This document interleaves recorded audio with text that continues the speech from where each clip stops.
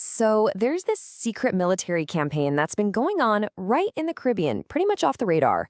But now, some incredible investigative reports are starting to pull back the curtain, and what they're finding is raising some really serious questions. So let's dive in. And it all boils down to this one huge question, which comes straight from a New York Times report. Did the U.S. actually commit a war crime out at sea?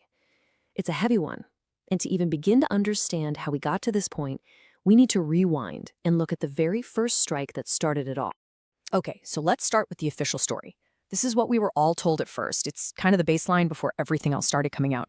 So back on September 2nd, the news breaks when President Trump posts about it on Truth Social. And the message was super clear, super direct. He said the U.S. had just carried out a successful strike, killing 11 people he called narco-terrorists. All right, so here are the basic facts that at first, nobody really disputed. The location, the southern Caribbean Sea. The target was a boat they suspected was smuggling drugs out of Venezuela. The people on board? They were accused of being part of the Tren de Aragua, a big criminal group. And the official result was that 11 of these narco-terrorists were killed. So that's our starting point. Okay, but this is where the official story really starts to get complicated. The first huge red flag that gets raised is this allegation of perfidy. And that's a very serious term in international law. It's all about illegal deception in combat.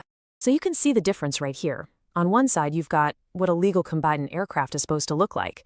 Clearly marked as military, you can see the weapons under the wings, no secrets. But on the other side, you see what's being alleged here, an aircraft that's deliberately trying to look civilian, hiding its weapons so you can't see them. So what is perfidy exactly? Well, it's basically against the rules of war to pretend you're a civilian to get the drop on an enemy. It's a huge no-no because the whole system of international law relies on that bright line between who's a combatant and who's a civilian. When you blur that line, things get very dangerous for everyone. And listen, this isn't just some dusty old legal term nobody cares about. We've got a quote here from Major General Stephen Lepper, who used to be a top lawyer for the Air Force. He puts it pretty bluntly. If the aircraft flying above is not identifiable as a combatant aircraft, it should not be engaged in combatant activity. I mean, you can't get much clearer than that. Coming from him, that's a big deal. Okay, so let's get into the nitty-gritty from the New York Times report. They found the aircraft was painted that classic military gray, but, and this is key, it didn't have any of the usual military markings. And its missiles, they weren't slung under the wings where you'd expect to see them. They were tucked away inside the body of the plane. Now, to be fair, there is a counterpoint. The plane's transponder was squawking a military tail number. But the argument is about the visual deception. And what's really interesting is that for later strikes, they switched to using clearly marked MQ-9 Reaper drones. Kind of makes you wonder, right? Just when you think it can't get more complicated, it does. A whole other report, this one from the Washington Post, adds another, frankly, disturbing layer to this. They reported on something called a double tap, which immediately raises an even darker question. Did they attack people who had already survived the first explosion? The sequence of events they lay out is just chilling. Step 1, a missile hits the boat. Okay. Step 2, 2 survivors are spotted in the water, clinging to the wreckage. Then, and this part is just awful, the report says they appear to be waving at the aircraft overhead, which looks a lot like a signal for help. And then, a second missile is fired, and it kills those survivors. And the law on this is about as clear as it gets. International law is very, very specific. You are not allowed to attack shipwrecked people. Once an enemy is out of the fight, the legal term is hors de combat, they're protected. That rule holds true even in a full-blown declared war. So you can see why this double-tap allegation is so incredibly serious. Now, it's really important to zoom out for a second. This strike on September 2nd, it wasn't an isolated incident, not at all. It was actually just the opening shot of a much, much wider campaign that has been escalating ever since. And when I say wider, I mean it. Look at this number. Over 35 strikes have been carried out since that first one. And not just in the Caribbean, but in the Pacific too.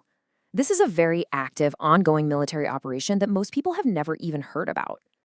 And the human cost is, well, it's high. We're talking about 1,114 people killed across all of these strikes.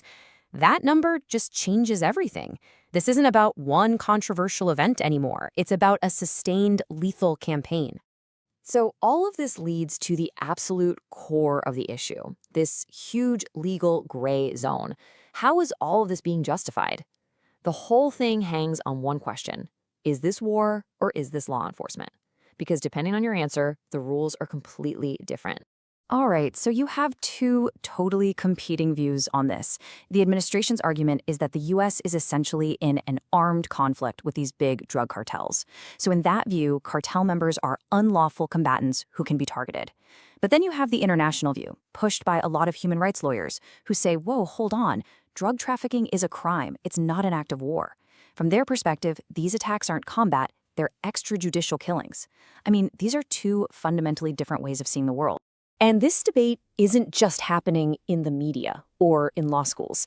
It's happening in the halls of power. We know that lawmakers in Congress have been shown extended video of that first attack. And we know that the question of perfidy, that illegal deception, has been brought up in closed-door briefings. There are real, persistent concerns in Washington about the legal justification for this whole thing. And so we're left with this one big, thought-provoking question that kind of hangs over everything. You know, we've heard the phrase war on drugs for decades, right?